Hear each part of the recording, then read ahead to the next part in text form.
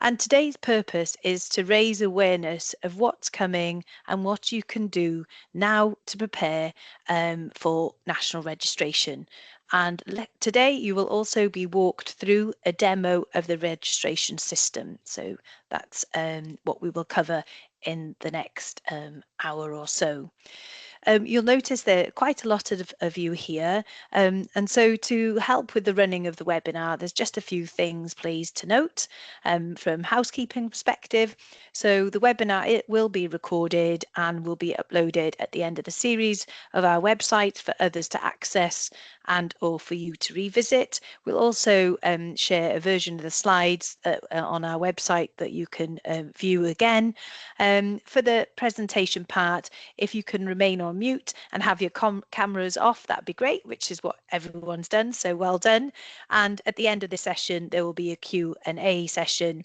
So please remember your questions as we're going, and you can also put the questions in the chat and we will try and answer them as we go. And then at the end, we will invite questions. So if you'd like to ask your question verbally, then please raise your hand and come off mute and put your camera on and then introduce yourself. That will help and explain what type of accommodation provider you are.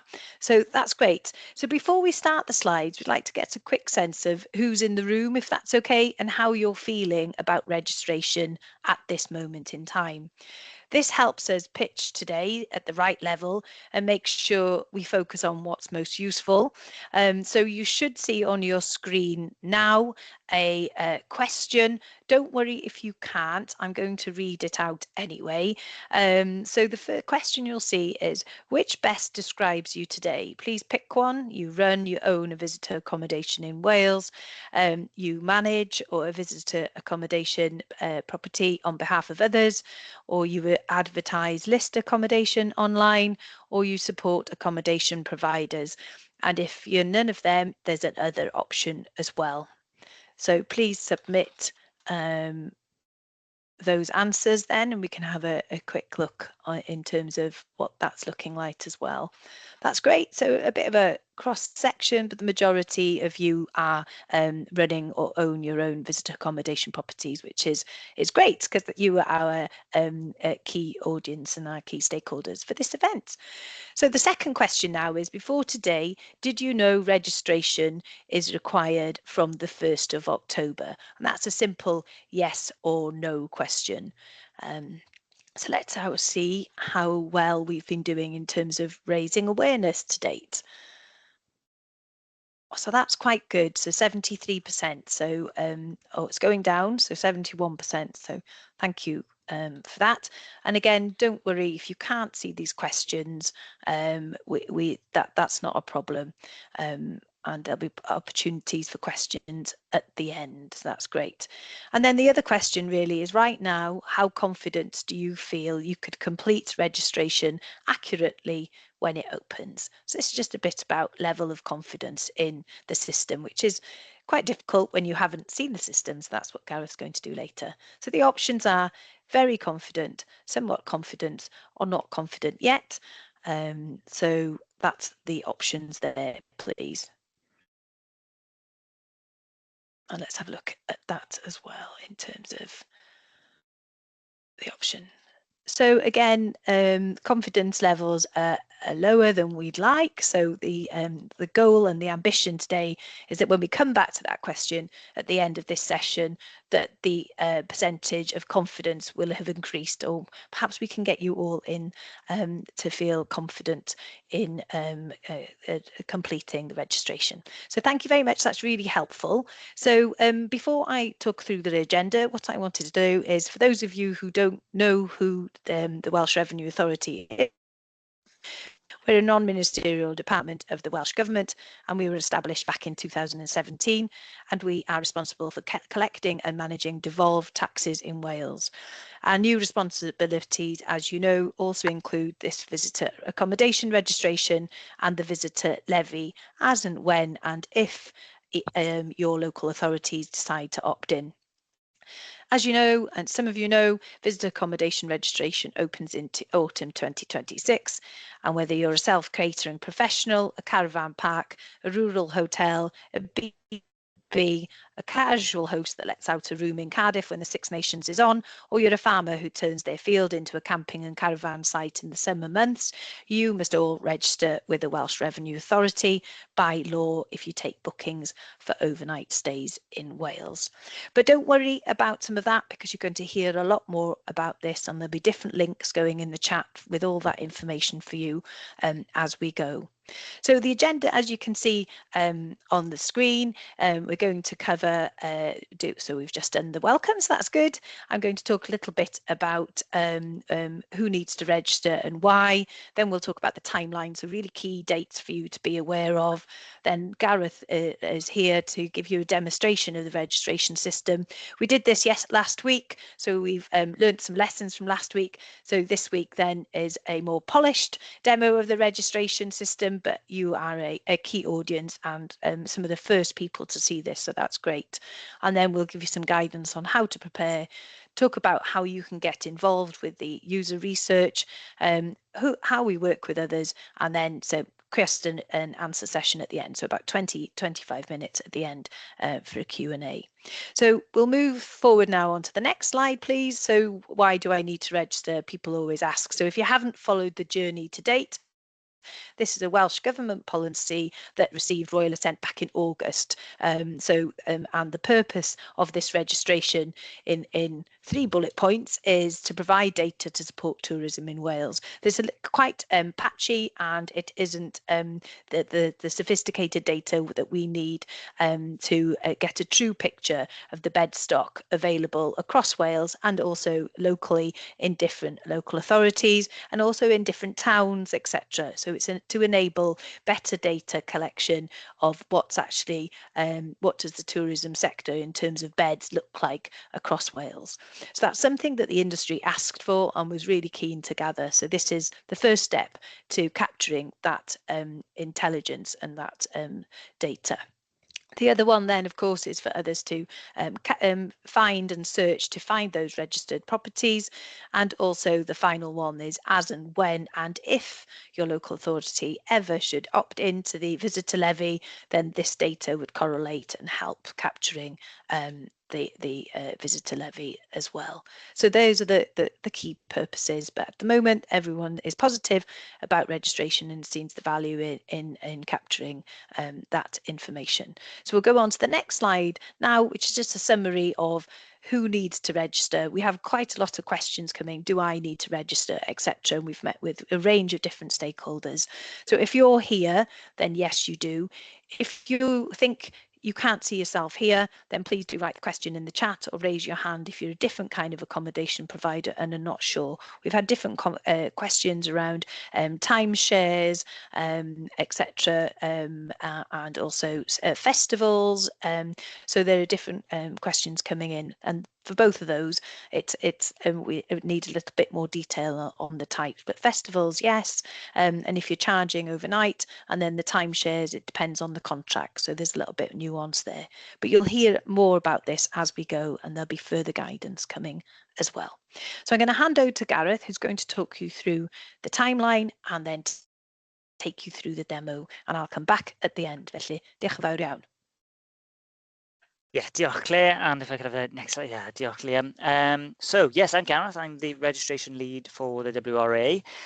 So me and my team have been working over the last, say, 18 months to understand the registration system and what we need to build, and then building that and designing that with you guys. So I've got a timeline here just to show you what we're doing and what we're doing now, and then what is to come in the coming months.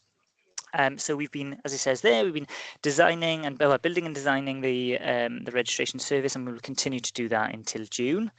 We're also working on what we call business readiness, because of course, although the digital service is a really important part, it's not the only part. And what we are also focusing on is that support for accommodation providers like yourselves to, if they need to register and if they need support in registering, that they can make a phone call to our help desk or submit an online form or just get in touch with us in general way. So we're trying to build those processes out now, make sure we have the right support in place. So that is that, and that'll continue now until, as I said, until June. In June, then we have what we're calling a private beta. Now, for those who are not involved in digital services, this is a way for us to robustly test the end-to-end service. And I'll talk a little bit more about this later on in a bit more detail because we need your help to do this properly. But the purpose of that is to test it robustly and then make any changes then before the October the 1st opening date. So as of October the 1st, the registration service will be open for existing providers. And then, as you'll see, it'll then close for existing providers on the 31st of March. Now, obviously, if you're a new provider, then after that date, of course, you'll be able to register and you'll be able to update your information as and when things change. But we are giving a 6-month window for any existing accommodation providers to register with us. All right. So if I can have the next slide then, Liam, diolch. So I'm going to do a demo of the service now. Oh, and I've got a bit of an echo there. There we are. That's okay. It's all gone. So I'm going to do a bit of a demo of the service, and I'm going to try and take it nice and slow and show you what information is required. And then later on, we'll share the slides back again, and there'll be some key bits of information I just want to cover again. But yep, diolch Liam. I'm going to share my screen now. And there we go. So can you all see that? And I'm going to look for Claire. Yes. Perfect. Right. Okie dokie. So this is the registration service. So as you'll see, it'll have a logo at the top of it, either Welsh Revenue Authority or more likely Welsh Government. You'll have a nice big banner across the top to know exactly where you are. Register your visitor accommodation. And what I'm going to do now is, obviously these are all the test ones that I've been doing and showing people, but I'm going to start a new registration. So I'm just going to go down here and go start a new registration. Now then, this is on the basis that you will have already put in a couple of your own details. So to do that, to log on, you need to do one login. So I'm not going to do one login now because, but I think it is important for me to show you that there'll be something similar to this. We'll have a web page, and then you'll be able to click Start Now, and then it'll take you to Gov UK one login. Now, as I say, if you have a one login account already, say you use that for other parts of your business, you can reuse that. That's the whole point of one login, is that you sign in once and then you can go off to the various different services. If you've never signed up to one login before, you can go in now, between now and October, and create your UK one login so that it's ready for later on. But yeah, all we're going to ask for you then is to sign in, and then after you sign into your one login, it'll redirect you back to the WRA's registration service. So the first thing we ask is about your details. This is you as the person signing in. And as you can see here, we want some basic information. So your name, your email address, your phone number, and your language preference. So what I'm going to do though is, because I've already added these in, I'm going to just go and change my name so you can see how easy it is. And I've misspelt it. It wasn't Roy, my name is Ray. And then I save and continue.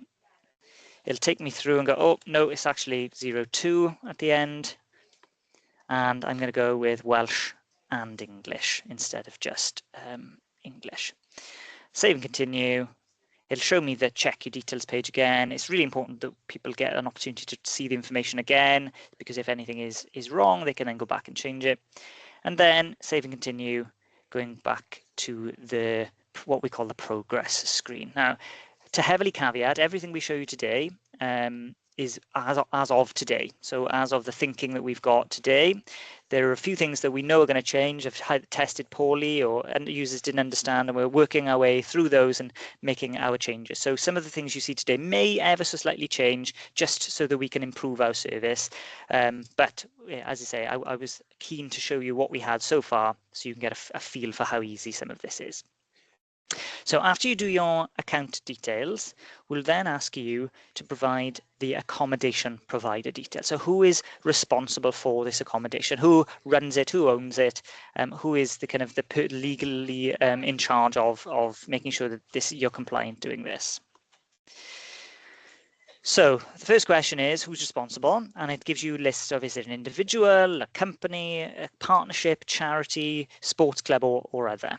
I'm just going to choose, I'm going to choose individual for today, but I'll show you, actually I'll show you partnership, the first screen in partnership, just so you can get a flavour of it, and then I'll go down the whole individual route. But yeah, if I was a company, The next question would be, what is your company's house registration number? And that's pretty much all we're asking for in terms of companies, because we can get information from company's house, so you're not having to re-enter data multiple times.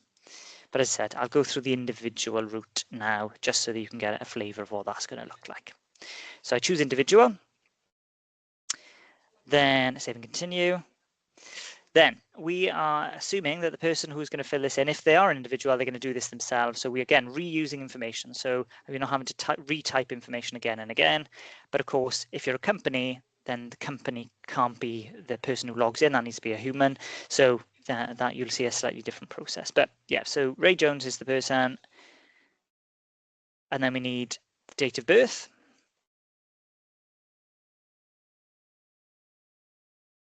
Then the contact address. So this is the address that that you live at, or it's your business address.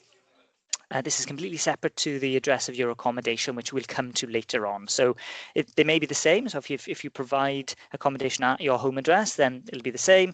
But if it's different, then this one, the first one you come to, will be your contact address. So you pop in your postcode. And again, as you can see, my computer remembers things that I put in. Most computers do these days, which is really helpful in terms of not having to retype lots and lots of things. You put your postcode in, then fairly standard stuff. You get a drop down of all the addresses in that postcode, and you can just choose one. So I'm going to choose number 4.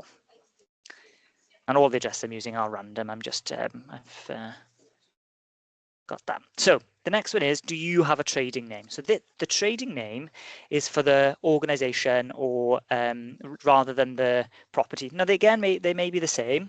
So for instance, if I was a company and my company was Coombs's Cottages Limited, my trading name could be Coombs's Holiday Cottage. And they're subtly different, but you may not want the word limited in your trading name. So you choose that. Now, lots of people don't have trading names. That's why we're asking the question up front.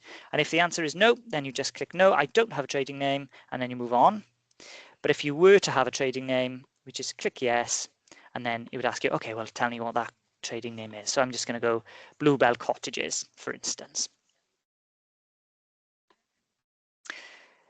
Then, how would you prefer to be contacted? Similarly, as I mentioned earlier on, we are likely to make some changes here because we really are keen for people to have the choice to whichever mechanism is easiest for them, but realizing there are huge benefits to having email, for instance, because you get that instantaneous kind of message.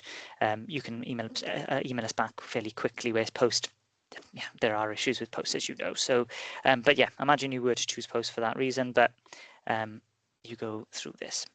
And then in the individual route, we'll more than likely ask, is there anyone else responsible for this accommodation? So lots of people run things on their own, but equally some people run things in with their spouse or with their sibling or partner.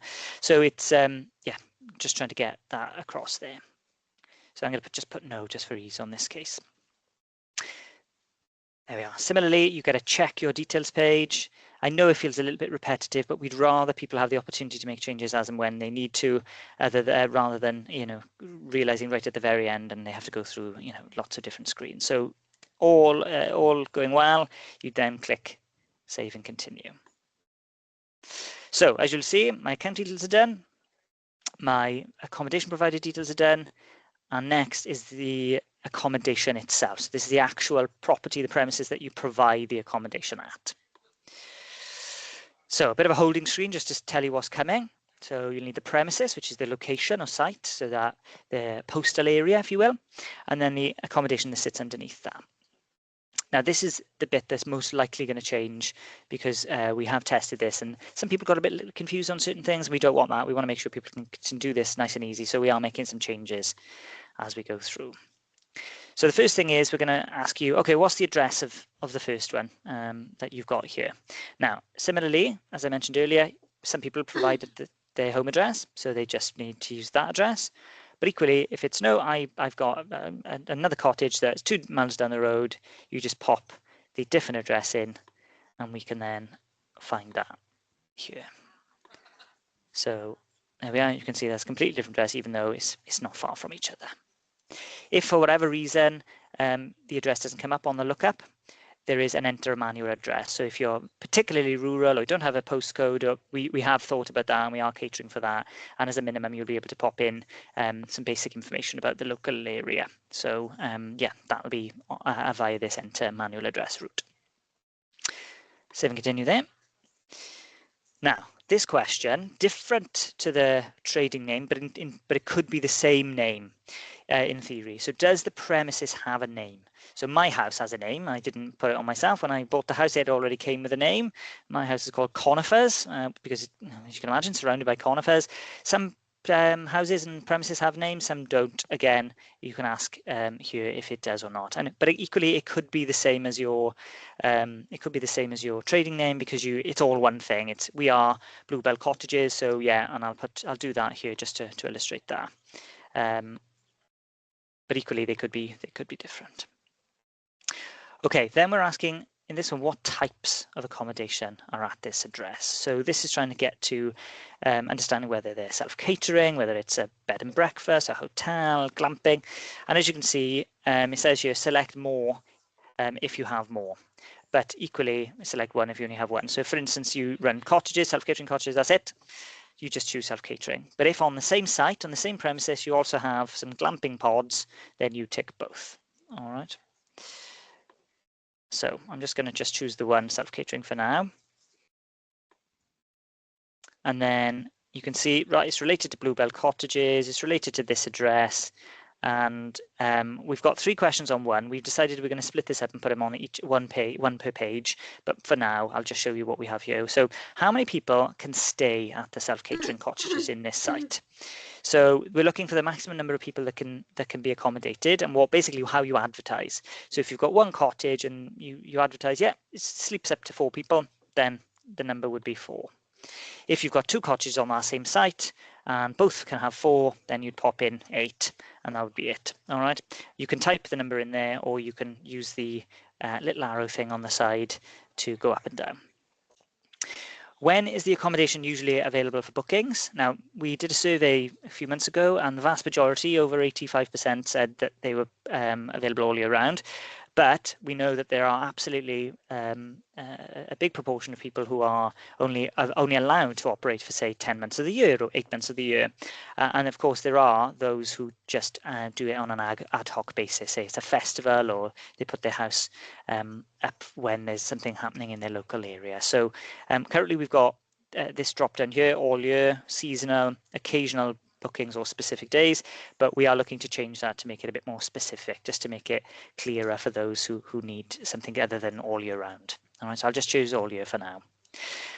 And then this question is, are there any names for the individual cottages that you haven't then already mentioned? So for instance, say now the site is called Bluebell Cottages, but one of the cottages is actually called Leanne's House. For whatever reason, you could add Leanne's House on there, and you've got another cottage that is the Blue House because you've painted it green, and then you can add that, and you can but equally that's only applicable if you have those names. If none of your accommodations have individual names, if none of your rooms have individual names, then you don't need to add it.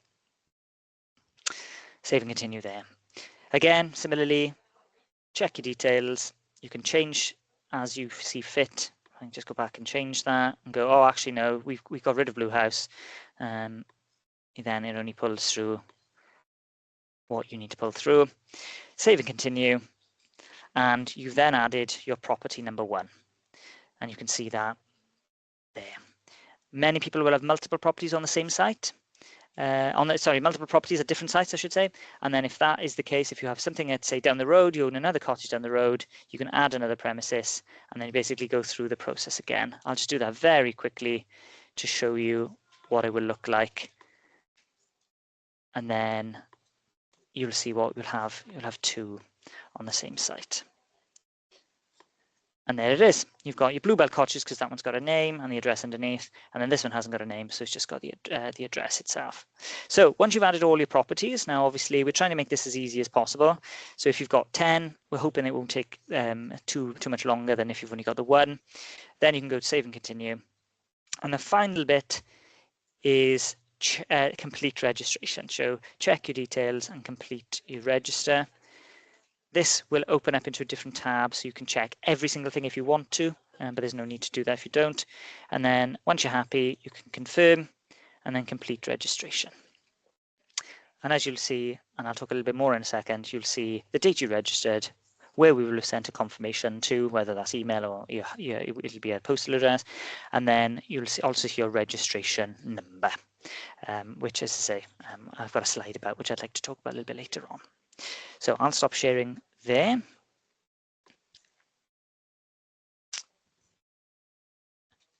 Okay, so Liam, if I can get the slides, that'd be great.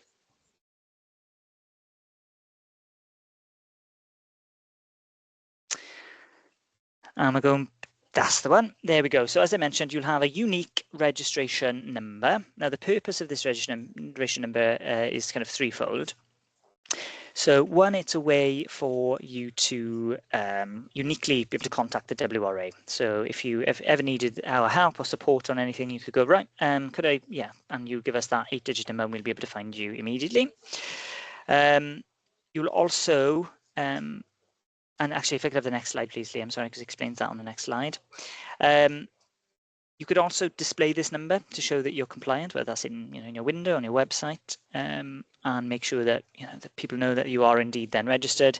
And it's also a way for the online travel agents or any other platforms to see which providers are registered, and they may ask you for that number going forward. So yes, that's how we do use that.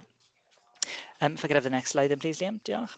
So this is more for reference for later on, because we are going to be sharing this slide pack with you. But as you can see, this is just some of the information that, or most of the information that you'll need to have. And as you can see, it is something that you will have at the top of your head. We're not going to be asking for very detailed records. We're not going to have to get you to go digging back into many, many historical records of your accommodation. It's just things that you would be familiar with as someone who runs the accommodation. All right. Diolch. On the next slide, please, Liam. So, as we have mentioned briefly, but as part of the legislation, there is a public-facing register. So, a subset of the data that you will enter will end up on a public-facing website. But as you can see, the vast majority of the information is related to the accommodation itself and not about you as the accommodation provider. So although things like the accommodation address, for instance, absolutely will be publicly available, the full address will be publicly available, we are going to make sure that it is as safe and secure as it possibly can be, so that when people are searching it, which I'll come on to in my next slide, that people will need to have a minimum level of information in order to find what they're looking for. All right, so it won't be one big repository, won't be one big list that people can then scrape. It'll be a search functionality, so that you need to know what you're looking for before you can find what you're looking for, as it were. All right.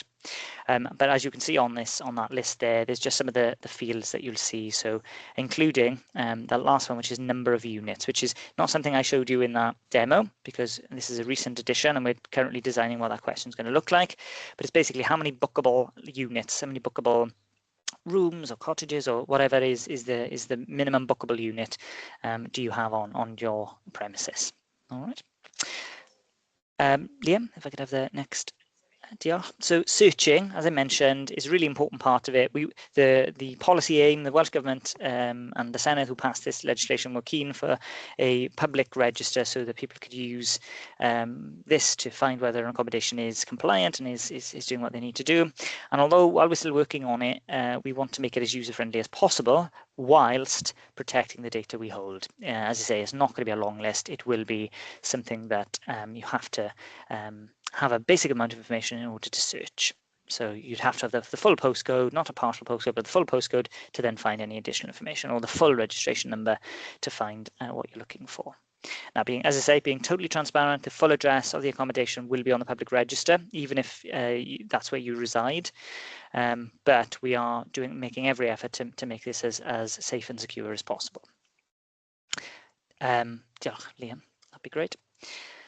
And then the final thing from me is around compliance and penalties. Now, although for you guys, the highly engaged people who are on this call who have taken their time out of their busy days to come and see us today, we know that this is not aimed at you necessarily. This is absolutely not something that we need to worry about with you guys, because clearly you're here for a reason, because you want to be compliant, you want to understand what your obligations will be from October onwards. But there are a minority, a very small minority we hope, of providers that for whatever reason won't want to comply. What we will have in place is a robust compliance strategy with financial penalties for those who don't comply. The penalties start at £100 per premises for non-compliance, whether that's non-registration or providing us false information, going all the way up to £1,400 in total per premises. Now, as I'm not saying this to scaremonger. This is absolutely not something we want to do. Our approach in the WRA has always been and will always be support up front for people to get it right and avoid these types of penalties, absolutely. But we are aware, and we do need a mechanism for people who are not compliant to be to ensure that obviously the information is as accurate as it possibly can be. So WRA is used to this type of work. We have administered 2 devolved taxes over the last 8 years, and our approach, which you can have a look at on our website, is to work with the customer to get it right first time, use good data, work with partners to ensure that we are supporting you guys up front, and then we have specialist teams then to do that and to support you, but we'll also have teams in place to investigate where people are not compliant. So as I said, at last resort, but we have it in place, making sure that we have that level playing field that we know the industry is being asking for. So that's it from me. I can see there's lots of questions in the chat, so I'm going to try and answer those as we go along, and there'll be an opportunity to ask questions at the end. So diolch, and I'm going to hand over back to Claire. Thank you. I think it's next slide, and I think if Neil's in, it's over to Neil. Oops, I'm here. Hi, yes, Neil. Hi, hello. Good morning, Borodar, everyone. I won't take much of your time. This is pretty much a shout out for your help with user research. Some of you on the call may have already helped us. So first of all, a big shout out to everybody who has already helped us. We're very grateful. You've improved what we've done, the service we're building immeasurably already by talking to us, just understanding how your business works, and then the people we're more commonly now taking out prototypes and getting people to bash around with those. And it's interesting seeing Gareth go through the prototype, and there's changes which are in train now based on what you've told us. Feedback where you've said you don't like things or not understood things, and also thinking about guidance as well, looking at all the questions you're asking in the chat, and they're quite familiar to what comes up in user research, and you'll inform the guidance and help text on their service as well. So yeah, it's interesting seeing Gareth did that and the questions in the chat, because it really reassures me that we're getting good feedback from people, and then we can make changes to improve the service. But ultimately, we need your help. We need you people to come and meet with us for 20 minutes, 30 minutes, and have a bash around with prototypes, or just answer some questions. And we've had a great response to date. But I guess we'll never have enough people to speak to. So what I'm going to do, I'm going to put a link into the chat right now. There it goes. And if you could, while I'm talking, click on that link and sign up to undertake user research with us. It doesn't take more than a couple of seconds, and we urge you to do it now, because if you're anything like me, I will walk away thinking I'll do that later, and later never happens for me, unfortunately. I'm sure you're not all as bad as me. So that's it, really. Yeah, it really is a big thank you to everybody for all your support and help today. Yeah, if you haven't signed up for user research, please do. It doesn't take long, and it's your chance to influence the service that we're building. And although Gareth showed you what we have built, we're still changing it, and we will change it again after private beta, because that's going to be huge for us in terms of learning. There's nothing like testing something with a live audience as well. So I'm just going to keep talking for a couple of seconds longer, because I'm sure you're all busy filling out the form for us. So yeah, that's great. That's my section over. Liam, I don't know who's next with the slides. And thank you all for the help you've given us today. And if you're filling in the survey right now, thank you for doing that as well. Lovely. Diolch, Neil. And this was the second bit that Gareth and Neil have referenced in terms of the private beta, which is the work that will take place the second week of June for 2 weeks. So if you've got some time in those 2 weeks, that'd be great if you could get involved there as well. It'll be more in depth, and we'll be taking on around 100 providers. Is that right, Neil? Yeah. Yeah, and I think if you sign up for private beta, you'll get an invite to the if you sign up the survey link I've given you, you'll get an invite to private beta as well. So that's for user research, and because you've signed up, we can then invite you to private beta as well. We need you to sign up. We can't just bombard people. So if you sign up, that's fantastic. Thank you. Great. And it won't matter what type of accommodation provider you are, we're interested in hearing from all types. So we've had different conversations with a range of accommodation providers. So please just, get in touch. That'd be great. Small, large, medium, bespoke, whatever. It's lovely. Diolch. Great. Thank you. Thanks, Neil. Lovely. We'll move on to the next slide, please, then, because alongside some of the testing and the user research that's been happening, then we've also got a live campaign, which is not to target yourselves as an engaged audience who are here today learning more, but for those that were harder to reach, who perhaps don't live in Wales, perhaps this is their second job in terms of being an accommodation provider part-time, or even something they do in the evenings. So they may not be involved with any networks that we have here in Wales via Visit Wales, or any of the different representative bodies or that exist across Wales, which are great. So we've created this online campaign to raise awareness of the law, how the law is changing, and we've been on radio, TV, Sky, Spotify, and also on our social media. So if you haven't seen it, then it is around, and this will finish at the end of March, and then we'll reopen, of course, post election, and then in the run up to go live, which is the 1st of October, as Gareth mentioned earlier. So that's some other work that we've been doing in order to raise awareness, because we're really keen for everyone to get on board with this, so that compliance is high and that it's as easy as possible, as Gareth mentioned, to register. So on the next page then, so the call to action is, because of course registration isn't open, and a number of you may already be on this mailing list, but the call to action is part of that campaign, and part of what we do is please do sign up for the mailing list. That ensures then that you get all the latest information, the links to our pages and guidance that was mentioned at the right time. The only thing is, if you're signing up to the mailing list, please do verify your email address. I think there's around 77 people who haven't verified their emails this month, so we're in a danger of losing those people. So please do remember, it's a two-step process, and that would be great if you can, and you should be able to scan that QR code there now, but we will share links to the mailing list shortly. On the next slide then, it's just a little bit of information in terms of, this is a new sector for us, so how we've been working with others, working with the experts in the tourism industry, and for you as accommodation providers. So Visit Wales has been a key partner for us, also putting content into their newsletter and attending their different tourism forums. Welsh Government, of course, they set the policy, so we need to continuously work with them. A couple of questions will come up in the chat linking to, why are you asking for this information? It's all there in the policy. So as the WRA, our role is to implement that policy, so to bring it to life. So we still need to go back and check with our colleagues in Welsh Government about what the policy mean, and that we check, go back and forward on cross-checking. Local authorities then, of course, they have their tourism departments as well as their speciality destination management teams, so working with them on getting this message out there. So they've been a real useful and helpful partner in this work.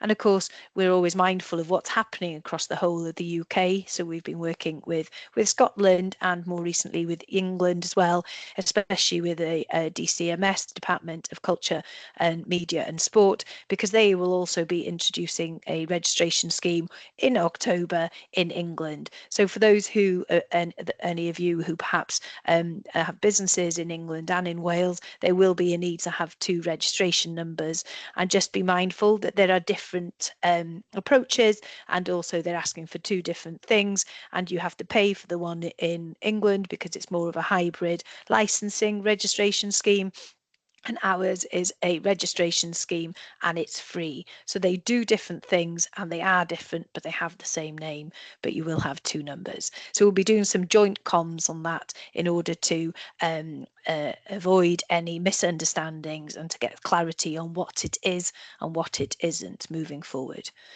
I mentioned tourism partners, very key. So those representative bodies across Wales, and also those Mid Wales Tourism and different partners like that as well, North Wales, Mid or South and East, etc. And then of course the other online travel agencies, a number of accommodation providers use those really valuable platforms. So it's working with those in order to for them to understand the changes that are coming, and then we're working on voluntary inclusion of the registration number onto those sites as well. So in conversations with those online travel agencies in that respect, so that they can ask for the registration number as and when new people join, and also for those that are already on it. So we're in conversations with them at the moment. And then of course you as accommodation providers, so great to see you here, and we hope to continue the relationship moving forward as we share information and support you to register. On the next slide then, it's in terms of the support that's available. So before go live, so we're here today doing a webinar running you through the system. We've also then got the mailing list that keeps you up to date, aware of those deadlines. And then we have a newsletter. If you haven't signed up, please do. And then we'll also be out and about at the Royal Welsh Show and the Steddfod over the summer months. And then go live, so in October. We're keen and conscious that some of this is maybe quite daunting for some of you as accommodation providers. So we'll be doing online registration workshops for a small group where you can register there and then. We'll also be on tour, and we'll be doing some face-to-face drop-ins across Wales, and we'll be sharing that information with each local authority and yourselves moving forward. And then we do have a dedicated help desk here at the moment in WRA who will already deal with queries, so they would be there also to support, and we'll supply more information. But hopefully with the information you received today and some of the other information post go live, that you won't necessarily need that help desk support. And we'll also be piggybacking on different partner events as we go. So on the next slide then, you'll just see that sometimes there's quite a lot of news out there. What's good news? What's the right news? Is it myth busting? Was some of that myth busting? Someone said something, I heard this. So we would always recommend that you go to the gov.wales pages. It's where it's the single source of truth, where the information is the right information. This helps to avoid any confusion, and also to avoid any panic of getting the wrong information. And as Gareth mentioned, there'll be more guidance coming out in June on registration, so please look out for that as well. And there's a link there that I've already put in the chat over in the chat as well, and on the page. So we'll move on to the next slide now. I think that's great. We're coming up. We're keen to hear from you. So before I go into the Q&A session, just want to ask now, having seen and listened to Gareth, how are you feeling from a confidence perspective? Are you feeling slightly more reassured and confident that you could use the system? So a quick question then, just to close, is right now, how confident do you feel you could complete the registration accurately when it opens? Is that a very confident, somewhat confident, or a not confident yet? So that question should appear on the screen any moment now, unless Liam's gone to sleep. There we are. There we are. Great. Thank you. There we are. So let's see if the levels of confidence has increased. And thank you to those of you responding. The not confident yet has reduced, which is great. The very confident slightly increased, but the somewhat confident in the middle is too large still. So I think we'll have some work to do there, but we can keep on going before we go live to support you to be very confident as well by October the 1st.